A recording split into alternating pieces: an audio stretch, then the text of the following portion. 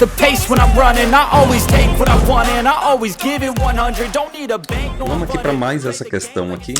E essa questão ela diz o seguinte: durante esse semestre letivo, nós estudamos o lugar geométrico das raízes, realizamos pesquisa, resolvemos questões sobre esse importante assunto.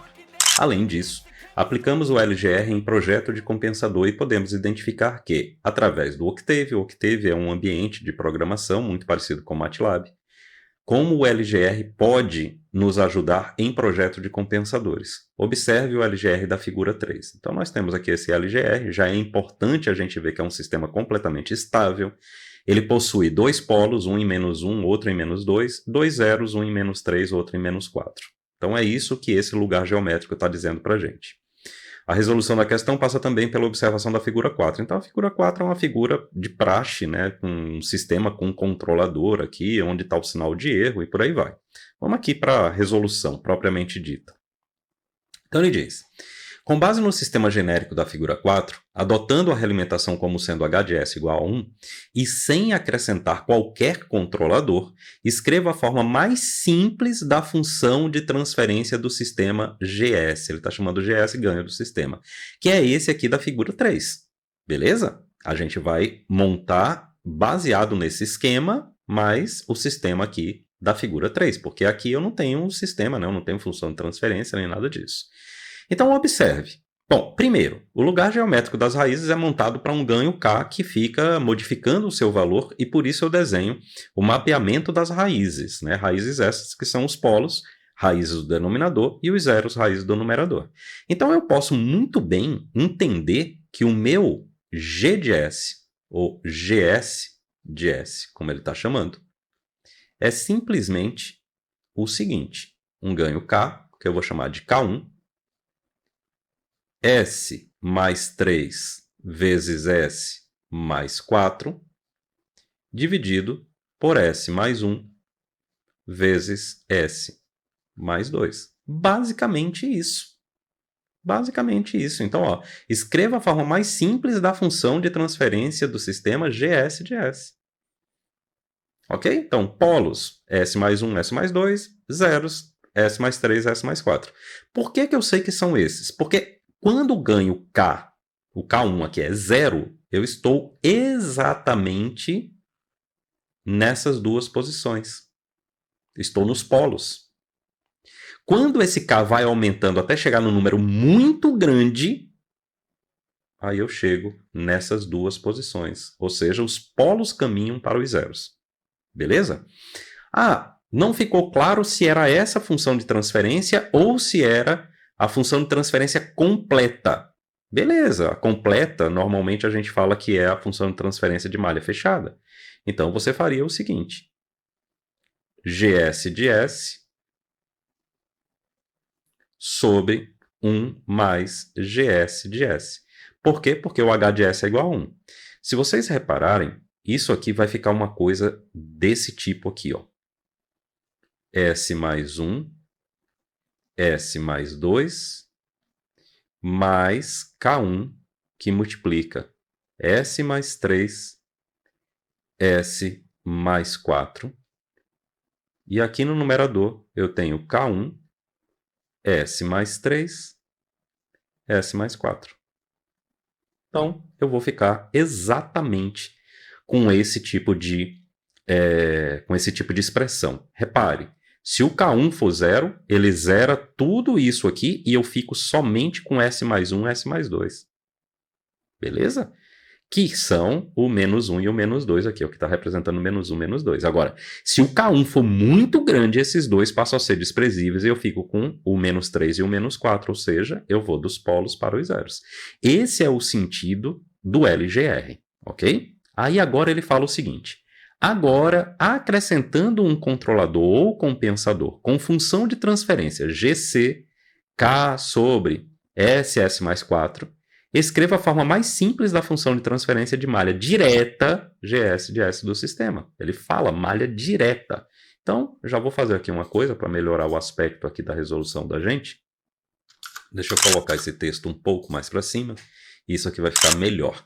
Então, vamos lá. Vamos fazer isso aqui. Isso que ele está pedindo aí, né?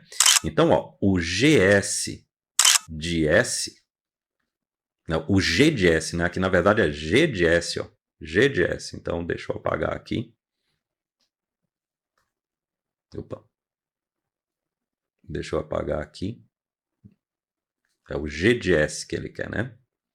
Então, G de S vai ser o GC, que é KS, S mais 4, que multiplica o GS, que era esse daqui. Eu vou chamar esse K aqui de K. Ele está chamando de K, né? Então, tudo bem. Eu vou chamar de K também para não confundir quem chegar depois. Então, ó, K1, S mais 3, S mais 4, sobre S mais 1, S mais 2. Eu acredito que fique patente que eu posso fazer isso. Ó. Ok? E assim obter o que ele pede, a forma mais simples. Forma mais simples.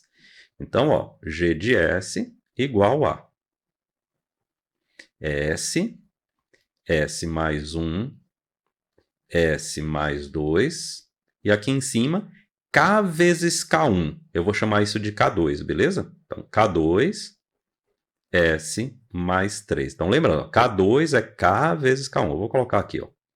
K2 é K, que é o ganho do controlador, vezes o K1, que era o ganho do sistema. Beleza? Que eu coloquei aqui de forma genérica e eu tenho que tê-lo, porque senão eu não desenho o LGR. O LGR só é desenhado com um ganho K aqui variando. Beleza?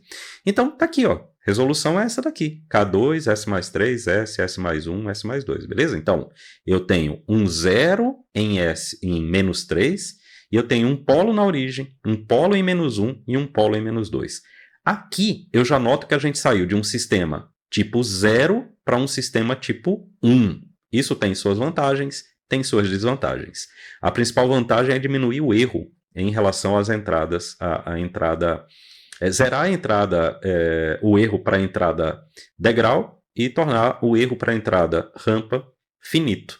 Aqui no caso eu teria erro finito para a entrada degrau e erro infinito para a entrada em rampa, por exemplo. Beleza? Mas tem um item C aqui, ó. Compare o grau de atenção com a estabilidade do sistema, com base no LGR do sistema não compensado e aquele com o sistema com compensador. Seja o objetivo nessa comparação de que esboce o LGR. Bom, eu usei aqui um LGR plotado pelo Octave, beleza? Mas eu quero chamar a atenção para algumas coisas aqui, ó. Eu vou ter um polo na origem, lembra? Aqui, ó. Um polo na origem, um polo em menos 1, um polo em menos 2 e um zero lá no menos 3. Estão colocados aqui, ó. Polo, polo, polo e zero. Beleza? No eixo real, onde que eu tenho o lugar geométrico das raízes? No eixo real, onde que eu tenho os polos? Então, vamos colocar os polos aqui. Vamos lá. Aqui eu vou ter lugar geométrico. Por que que eu tenho aqui? Porque nessa região, se eu olhar para a direita, eu tenho uma única raiz, que é esse polo aqui na origem. Então, esses dois polos eles vão se encontrar e eles vão sair do eixo real, fazendo esse tipo de curva aqui. Beleza? Nessa região eu não tenho, porque se eu olhar para a direita, eu tenho duas raízes. Eu não posso ter um número par. Mas aqui eu também tenho lugar geométrico, por quê? Porque nessa região, se eu olhar para a direita, eu tenho 1, 2, 3. 3 raízes. Então, esse polo de menos 2, ele vem para o zero que está em menos 3. Depois do menos 3, não tem lugar geométrico no eixo real. Beleza? Agora, a gente tem que ter ideia justamente disso aqui, ó. Número de assíntotas é o número de polos menos o número de zeros. Eu tenho 3 polos e um zero, ou seja, eu vou ter duas assíntotas. Tendo duas assíntotas, essas assíntotas são 90 e menos 90.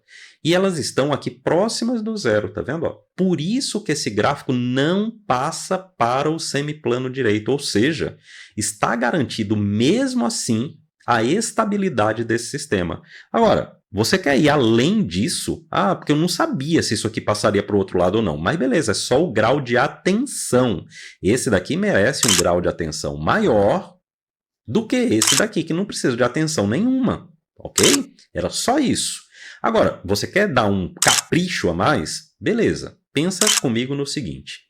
Se o seu G de S, agora, ele é o tal do K2, S mais 3, S, S mais 1, S mais 2. A sua função de transferência aqui, então, T de S, que é G sobre 1 mais G, porque o H é igual a 1, ela vai ficar uma coisa desse tipo aqui, ó. S, S mais 1, S mais 2, mais K2, que multiplica S mais 3, e aqui em cima, K2, que multiplica S mais 3. E aí eu vou pegar essa equação de baixo, que é a equação característica, que eu vou colocar aqui em rosinha, e nós vamos trabalhar o critério de Ruff. Então, ó, eu já vou fazer o seguinte, ó, S mais 1 vezes S mais 2. Então, nós temos S, S ao quadrado, mais 3S mais 2, mais, aqui, ó, K2 vezes S e vezes mais 3, né? Então, K2S mais 3K2. Beleza? E aqui fica S ao cubo, mais 3S ao quadrado, mais 2S que multiplica mais K2, ou melhor, que soma com K2, então eu vou botar assim, K2 mais 2 vezes S, mais 3K2. E esse daqui é o meu polinômio característico, ou a equação característica, beleza? Legal. Então agora o que é que eu vou fazer? Vou colocar o critério de Ruff aqui para a gente rodar essa parte aqui, ó. Então, S ao cubo, S ao quadrado, S elevado a 1, S elevado a 0, e vou colocar os coeficientes aqui da equação característica. 1, 3, K2 mais 2 e 3K2. Obviamente, aqui é 0 e 0, né? Como é que eu calculo esse termo aqui, ó, que eu vou chamar de B1? Então, vou chamá-lo aqui de B1. Se eu for calcular o B2 é 0, ok? E tem um outro termo aqui, que é o C1, que ele vai ser 3K2, mas nós vamos chegar a essa conclusão, beleza? Então, vamos lá. Então, vamos calcular aqui o B1, ok? O B1 ele vai ficar assim, ó. Esse 3 que multiplica esse K2 mais 2, menos esse 1 que multiplica 3K2. Tudo isso dividido pelo 3. Então, se a gente for fazer uma conta bem rápida aqui, ó, 3 cai com 3 e 3 cai com 3, eu vou ficar com K2 mais 2 menos K2. B1 igual a 2. Tranquilo? Ó. K2 menos K2, B1 igual a 2. E o C1? Bom, C1 vai ser igual a B1 vezes 3K2 menos 3 vezes 0, tudo isso dividido por B1. Observe, 3 vezes 0 é 0. B1 dividido por B1, então eu tenho que C1 é igual a 3K2, como a gente já havia previsto. Agora, eu tenho B1 e tenho C1, ok? Minha atenção está voltada toda no C1. Por quê? Veja, ponto central da aplicação do critério de Ruff é observar os elementos da primeira coluna e verificar se há mudança de sinal nesses elementos. Ora, o 1 é positivo, o 3 é positivo, eu tenho que garantir que o B1 seja positivo. Ele é. Agora, o C1, ele depende de K2. Então, o que é que a gente vai fazer aqui? 3K2, que é o C1, tem que ser maior do que 0. E para isso ser verdade, o K2 tem que ser maior do que 0. Ou seja, para qualquer valor positivo de K2, o sistema é estável. É o que mostra justamente o LGR, uma vez desenhado. Beleza? Porém, tem um nível de atenção e de tensão aqui, porque essa curva se volta para o semiplano direito, mas ela não ultrapassa o eixo imaginário. Portanto, esse sistema é sempre estável. Beleza?